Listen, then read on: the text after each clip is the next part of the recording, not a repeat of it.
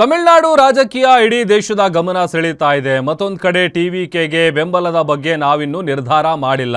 VCK ಪಕ್ಷದ ನಾಯಕ S Balaji ಅವರು ಕೊಟ್ಟಿರುವಂತ ಹೇಳಿಕೆ ಇದು. ಈಗ ಟಿವಿಕೆಗೆ ಬೆಂಬಲ ನೀಡುವ ವಿಚಾರಕ್ಕೆ ಸಂಬಂಧಪಟ್ಟಂತೆ ಯಾವುದೇ ರೀತಿಯಾದಂತ ನಿರ್ಧಾರವನ್ನ ನಾವು ಮಾಡಿಲ್ಲ ಅಂತ ವಿಸಿಕೆ ಪಕ್ಷದ ನಾಯಕ ಎಸ್ ಬಾಲಾಜಿ ಅವರು ಹೇಳಿದ್ದಾರೆ. ಬಿಜೆಪಿ ಆರ್ಎಸ್ಎಸ್ ಒತ್ತಡಕ್ಕೆ ವಿಜಯ್ ಮಣಿಬಾರದು, ಒತ್ತಡಕ್ಕೊಳಗಾಗಲ್ಲ ಅನ್ನೋ ಭರವಸೆ ನೀಡಿದ್ರೆ ಮಾತ್ರ ನಮ್ಮ ಬೆಂಬಲ ಅವರಿಗಿರುತ್ತೆ. ವಿಜಯ್ ಟಿವಿಕೆ ಪಕ್ಷಕ್ಕೆ ಕಂಡೀಷನ್ ಅನ್ನ ವಿಸಿಕೆ ಪಾರ್ಟಿ ಹಾಕಿರೋದು.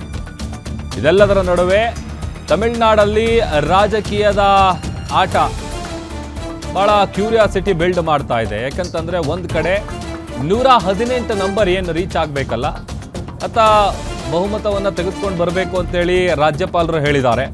ಮತ್ತೊಂದು ಕಡೆ ಇಲ್ಲಿ ತೆರೆಮರೆಯಲ್ಲಿ ಬೇರೆ ಬೇರೆ ರೀತಿಯಾದಂತಹ ರಾಜಕೀಯ ತಂತ್ರ ಪ್ರತಿತಂತ್ರಗಳನ್ನು ಡಿಎಂಕೆ ಎಡಿಎಂಕೆ ಪಾರ್ಟಿಗಳು ಮಾಡ್ತಾ ಇದೆ. ಅದೆಲ್ಲದರ ನಡುವೆ ವಿಸಿಕೆ ಪಾರ್ಟಿ ಏನಿದೆ ಟಿವಿಕೆ ಪಕ್ಷಕ್ಕೆ ಕಂಡೀಷನ್ ಅನ್ನ ಹಾಕಿದೆ. ಆ ಕಂಡೀಷನ್ಗೆ ಓಕೆ ಅಂದ್ರೆ ಮಾತ್ರ ನಾವು ಅವ್ರಿಗೆ ಸಪೋರ್ಟ್ ಮಾಡ್ತೀವಿ ಅಂತ ಹೇಳ್ತಾ ಇದ್ದಾರೆ. இன்னைக்கு இருக்கிற நடைமுறை அரசியல் சிக்கல் குறித்து நாங்கள் பேச வேண்டியிருக்கிறது. தாவேகாவுடைய தலைவர் திரு விஜய் அவர்கள் கடிதம் எழுதி ஆதரவு கோரியிருக்கிறார். அது தொடர்பாகவும் நாங்கள் பேச வேண்டியிருக்கிறது.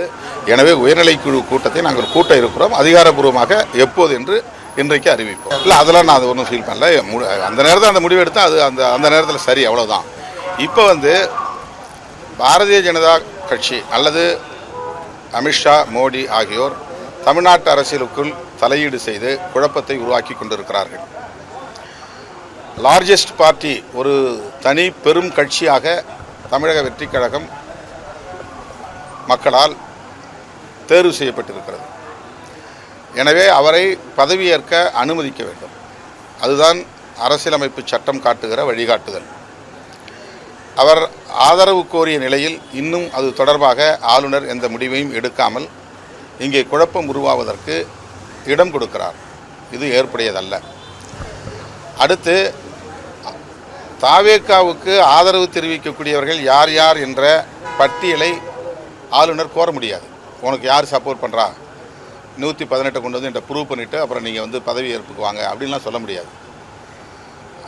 அவர் நான் ஆட்சி அமைக்க அவர் கோருகிறார். ஏன்னா எனக்கு 108 இடங்கள், நான் லார்ஜஸ்ட் பார்ட்டியாக இருக்கிறேன் அப்படின்னு சொல்கிறார். அப்போ அவரை பதவியேற்க அனுமதிக்க வேண்டும். அவருக்கு அப்சல்யூட் மெஜாரிட்டி இருக்கா என்பதை சட்டமன்றத்தில் தான் அவர் நிரூபிக்க வேண்டும். சட்டமன்றத்தில் நிரூபிப்பதற்கு அவரை அனுமதிக்க வேண்டும். அவ்வாறு இல்லாமல் காலம் தாழ்த்துவதன் மூலம் பாரதிய ஜனதா கட்சி திரைமறைவில் தலையீடு செய்து குழப்பத்தை ஏற்படுத்துகிறது என்கிற ஐயத்தை உருவாக்கியிருக்கிறது. இது ஜனநாயகத்திற்கு ஏற்புடையதல்ல. எங்களை பொறுத்தவரையில்